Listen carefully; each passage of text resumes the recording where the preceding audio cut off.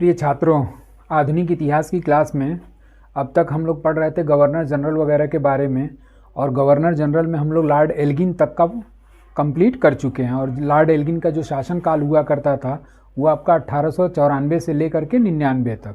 और इसी Lord Elgin द्वितीय के पश्चात आपका दूसरा गवर्नर जनरल आया और दूसरा गवर्नर जनरल था आपका लॉर्ड कर्जन।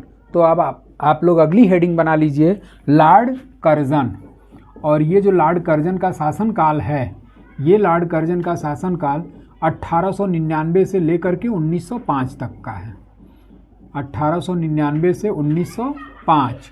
और इसी लॉर्ड कर्जन के द्वारा भारत में सबसे सर्वाधिक एक तरीके से भारत विरोधी कार्य किया गया था। इसी कारण से इस लॉर्ड कर्जन की तुलना जो है वो मुग़ल बादशाह औरंगजेब से की जाती है।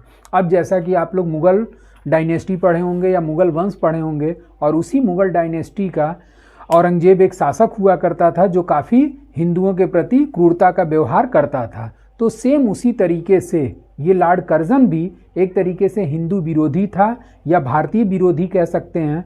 और इसी भारतीय विरोधी होने के कारण इस लॉर्ड कर्जन को ब्रिटिश साम्राज्य का औरंगजेब के नाम से जाना जाता है। अब इसके द्वारा जो महत्वपूर्ण कार्य किए गए वो महत्वपूर्ण कार्यों की चर्चा हम लोग करेंगे। उसके साथ साथ और भी जितने भी इसने काम किया वो सारे कार्यों की गणना यहाँ पर करते जाएंगे, जिसमें कि आप लोगों के परीक्षाओं में इस तरीके के क्वेश्चन आते हैं कि बंगाल विभाजन किसके शासनकाल में हुआ, या सिंचाई आयोग की स्थापना किसके शासनकाल में हुई, विश्वविद्यालय अधिनियम किसके शासनकाल में पारित किया गया। तो इस टाइप के क्वेश्चन लॉर्ड कर्जन से बनने की संभावना होती है। अब इसका पूरा नाम क्या था? तो इसका पूरा नाम था जॉर्ज नैथानियल कर्जन। इसका मूल नाम या पूरा नाम क्या था? तो पूरा नाम जो है वो था आपका जॉर्ज नैथानियल कर्जन। इसका पूरा नाम था जॉर्ज नैथानियल कर्जन। अब इसके द्वारा जो भी महत्वपूर्ण कार्य किए गए हैं उस कार्यों का एनालिसिस हम लोग करते हैं। तो इसमें इसके द्वारा या इसके शासनकाल में 1899 और 1900 के बीच भारत में भयंकर अकाल पड़ा था, भयंकर अकाल। अब इसके शासनकाल में जब भयंकर अकाल पड़ा तो इसी अकाल से निपटने के लिए लॉर्ड कर्जन के द्वारा अकाल आयोग का गठन किया गया। अब भयंकर अकाल, अब इसके परिणाम स्वरूप क्या किया गया? तो अकाल आयोग का गठन किया गया। अब जब अकाल आयोग का इसने गठन कर दिया तो इस अकाल से संबंधित जो भी आपके सरकार द्वारा रिलैक्सेशन या जो भी योजना परियोजना चलाई जाती थी लोगों को बचाने के लिए, इसी अकाल आयोग के द्वारा इन नियम कानूनों का वर्णन किया जाता था। अब इस अकाल आयोग का अगला क्वेश्चन पीसीएस वगैरह में आपके परीक्षाओं में पूछा हुआ है कि लॉर्ड कर्जन के द्वारा अकाल आयोग का गठन किया गया, इस अकाल आयोग का अध्यक्ष कौन था? तो इसका अकाल आयोग का जो अध्यक्ष जो पहला हुआ था वो थे आपके सर एंटनी। पूरा नाम इनका है सर एंटनी मैकडोनाल्ड।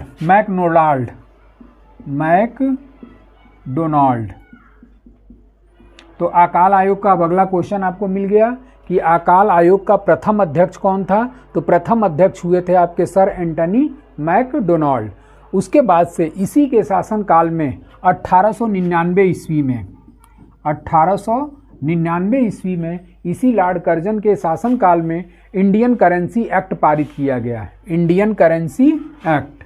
तो 1899 से संबंधित एक और क्वेश्चन आपको मिल गया कि इंडियन करेंसी एक्ट किसके शासनकाल में पारित किया गया?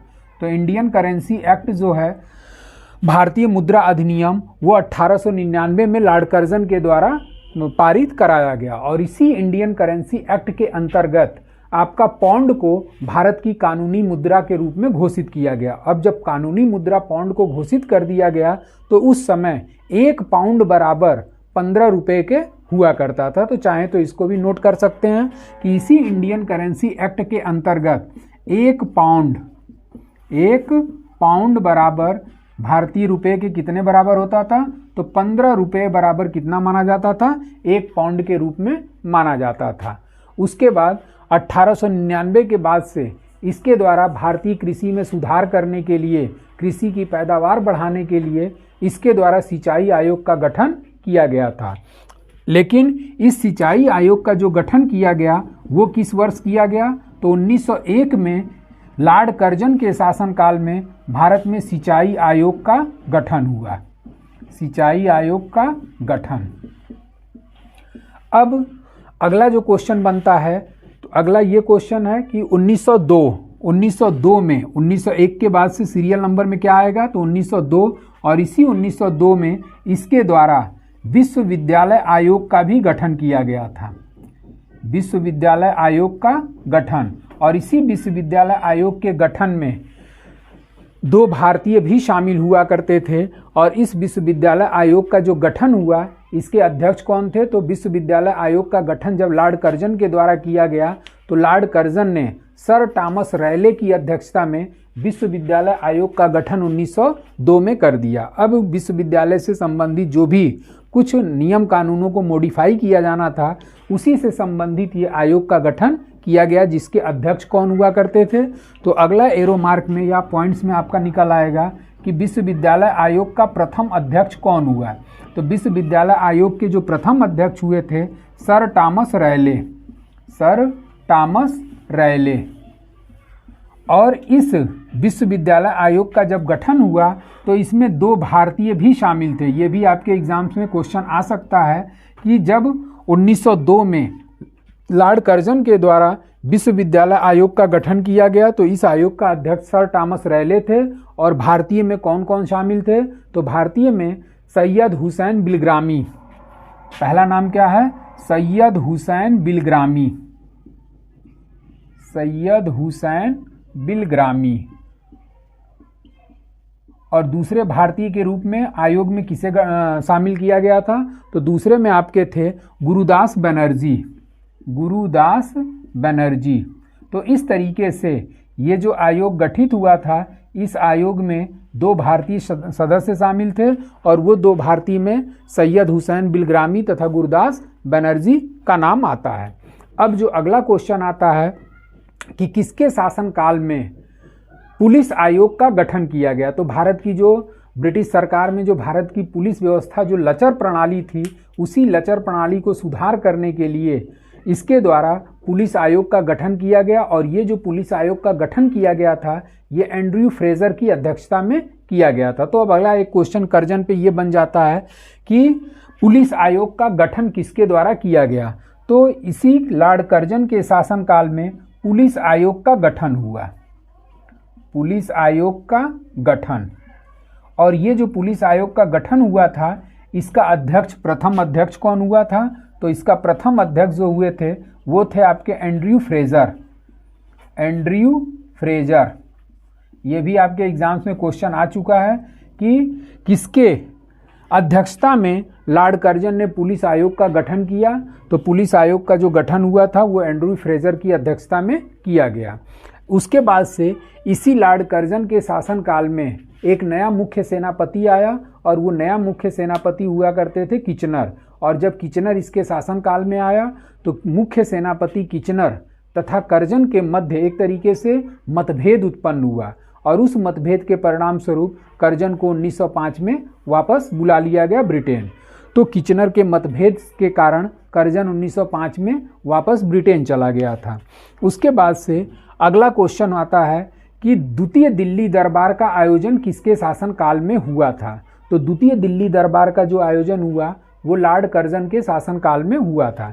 जैसा कि पिछले वीडियो में आप लोगों ने देखा होगा कि प्रथम दिल्ली दरबार का आयोजन हुआ था, और प्रथम दिल्ली दरबार का आयोजन होने के पश्चात आपका द्वितीय दिल्ली दरबार, मतलब भारत में 3 दिल्ली दरबार का आयोजन हुआ, जो कि प्रथम दिल्ली दरबार के बारे में पिछले वीडियो में हमने आप लोगों को डिटेल बता दिया है। उसके बाद से द्वितीय दिल्ली दरबार का जो आयोजन हुआ वो आपका इसी लॉर्ड कर्जन के शासनकाल में हुआ था, और वो आपका वो जो हुआ था वो आपका 1903 में हुआ था। और जब 1903 में दिल्ली दरबार का दूसरे दिल्ली दरबार का आयोजन हुआ तो उसमें भाग लेने आए थे आपके एडवर्ड सप्तम, ब्रिटेन के सम्राट हुआ करते थे एडवर्ड सप्तम, और ब्रिटेन की महारानी हुआ करती थी अलेक्जेंड्रा। तो यही आपके एडवर्ड सप्तम और ब्रिटिश महारानी अलेक्जेंड्रा का द्वितीय दिल्ली दरबार में इनका आगमन हुआ, और आगमन होने के पश्चात इन दोनों को ब्रिटेन का सम्राट घोषित किया गया और अलेक्जेंड्रा को ब्रिटेन की महारानी घोषित किया गया। तो अगले पॉइंट में आप लोग नोट कर सकते हैं कि 1902 के बाद आपका आ जाता है 1903, और इसी 1903 में लॉर्ड कर्जन के शासनकाल में द्वितीय दिल्ली दरबार का आयोजन हुआ, द्वितीय दिल्ली दरबार का आयोजन। और ये जब द्वितीय दिल्ली दरबार का आयोजन हुआ 1903 में, तो इसमें भाग लेने कौन कौन आया था? तो भाग लेने आपके ब्रिटेन के सम्राट थे एडवर्ड सप्तम, एडवर्ड सप्तम, और दूसरा महारानी के रूप में कौन था? तो महारानी थी आपकी अलेक्जेंड्रा, अलेक्जेंड्रा। तो इस तरीके से इन दोनों का 1903 में भारत आगमन हुआ, और इन दोनों को ब्रिटेन का सम्राट और ब्रिटेन का महारानी घोषित किया गया था। तो आपका ये पॉइंट हो गया कि द्वितीय दिल्ली दरबार का आयोजन किसके शासनकाल में हुआ? तो लॉर्ड कर्जन के शासनकाल में द्वितीय दिल्ली दरबार का आयोजन हुआ था। अब यहाँ पर अगर आप इस चीज़ को पकड़कर चलते हैं 1902, और 1902 में आपका विश्वविद्यालय आयोग का क्या किया गया था? गठन किया गया था। और इस विश्वविद्यालय आयोग का जब गठन किया गया तो इसी विश्वविद्यालय आयोग के परिणाम स्वरूप आपका यहीं अगर इंक्लूड करना चाहें तो 1904 में विश्वविद्यालय अधिनियम क्या किया गया? पारित किया गया। और जब 1904 में विश्वविद्यालय अधिनियम पारित किया गया तो विश्वविद्यालय से संबंधित बहुत सारे नए नियम कानूनों को इस अधिनियम के अंतर्गत शामिल किया गया, इसको कह सकते हैं कि मॉडिफाई किया गया। अब 1904 के बाद से आपका आ जाता है 1904, और 1904 में इसके शासनकाल में प्राचीन पुरातत्व स्मारक संरक्षण अधिनियम पारित हुआ है। यानी कि ये कह सकते हैं शॉर्ट में कि 1904 में पुरातत्व विभाग की इसके द्वारा स्थापना की गई। अब पुरातत्व विभाग क्या होता है?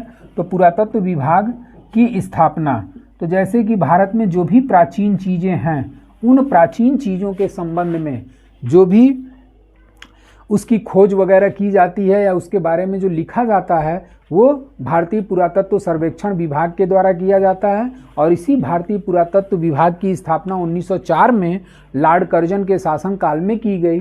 और जब इसने लॉर्ड कर्जन ने 1904 में भारतीय पुरातत्व विभाग की स्थापना किया तब जाकर के आपका प्रथम महानिदेशक के रूप में नियुक्त हुए थे सर जॉन मार्शल।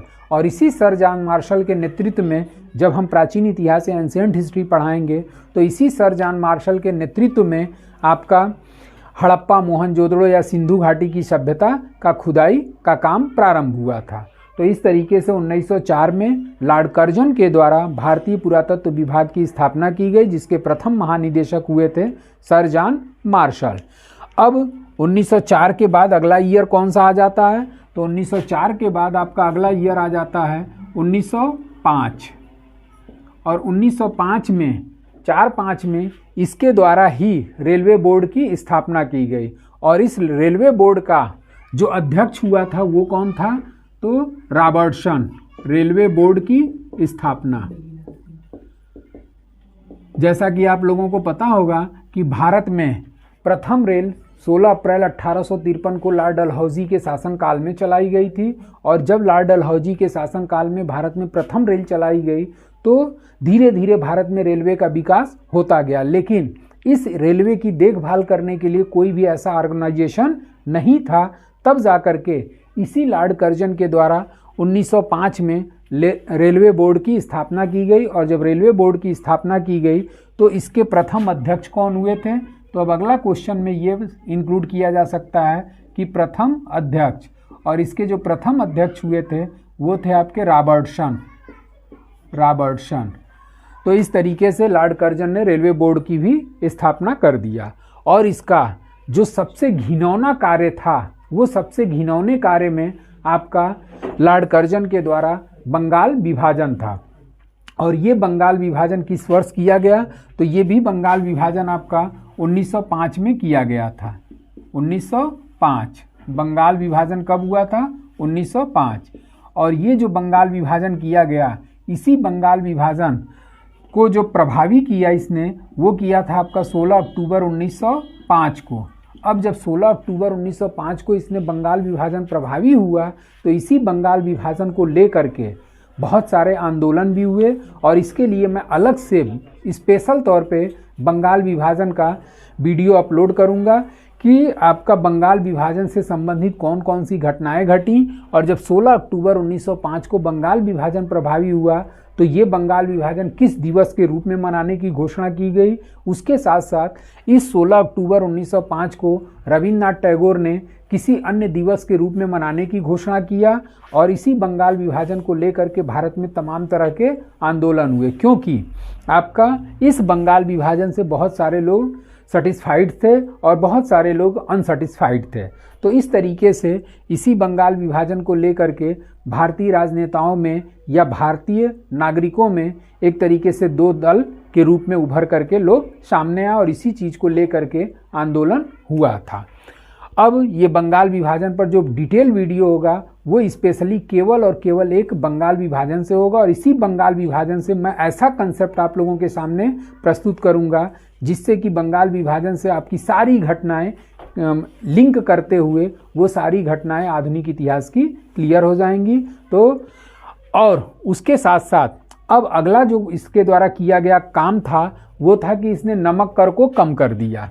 अगला काम में नमक कर कम कर दिया, मतलब नमक पर जो अंग्रेज मनमाना टैक्स लगाते थे उस मनमाने कर को इसने क्या कर दिया? कम कर दिया, नमक कर कम किया। उसके बाद अगला जो पॉइंट आता है इसमें कि इसने आयकर की सीमा को बढ़ा दिया। मतलब जो इनकम टैक्स हुआ करता था, पहले इनकम टैक्स ये होता था कि अगर कोई व्यक्ति 500 रुपया वार्षिक कमाई करता था तो उस 500 रुपये पर उसे इनकम टैक्स देना पड़ता था, लेकिन इसी आयकर सीमा को इसने बढ़ा करके 500 से 1000 रुपये कर दिया। मतलब कि अब 1000 रुपये से अधिक की कमाई करने वाले लोगों को वार्षिक कर देना पड़ता था। तो इसने आयकर से संबंधित काम किया, और सर्वाधिक रेल लाइन का विस्तार अगर पूछा जाए तो सर्वाधिक रेल लाइन का भी विस्तार आपका लॉर्ड कर्जन के शासनकाल में हुआ था। और इसी कर्जन के द्वारा जो पुस्तक लिखी गई थी द प्रॉब्लम ऑफ ईस्ट के नाम से लिखी गई थी। तो एक क्वेश्चन और जो हायर लेवल पर आता है कि पुस्तक, इसकी पुस्तक, और ये जो पुस्तक थी लॉर्ड कर्जन की, तो ये पुस्तक का नाम था the problem of east, the problem of east. अब अभी शुरुआती दौर में ही हमने बताया कि इस तरीके से जब इसने काम किया तो इसकी तुलना किस मुग़ल बादशाह से की गई थी, तो इसकी तुलना मुग़ल बादशाह औरंगजेब से की गई थी, क्योंकि ये औरंगजेब की भांति ही एक तरीके से काफ़ी क्रूर शासक था। और ये जो स्टेटमेंट दिया था कि लॉर्ड कर्जन की तुलना एक तरीके से इसे दूसरा औरंगजेब के नाम से जाना जा सकता है, ये कहने वाले व्यक्ति थे आपके गोपाल कृष्ण गोखले, और गोपाल कृष्ण गोखले ने इस लॉर्ड कर्जन को दूसरा औरंगजेब कह करके संबोधित किया। तो इस तरीके से आपका स्क्रीनशॉट लेना हो तो आप लोग ले लीजिए, और ये टोटल एक एक पॉइंट हमने पकड़ा हुआ है, और एक एक पॉइंट से अगर कोई बच्चा चाहे तो ये पूरा कंसेप्ट उसका क्लियर हो सकता है। और इसको आप जितने भी आपके लॉर्ड कर्जन से रिलेटेड क्वेश्चन आते हैं वो सारे क्वेश्चन आपको हमने प्रोवाइड करा दिया। तो आज के लिए बस इतना ही। Thank you so much.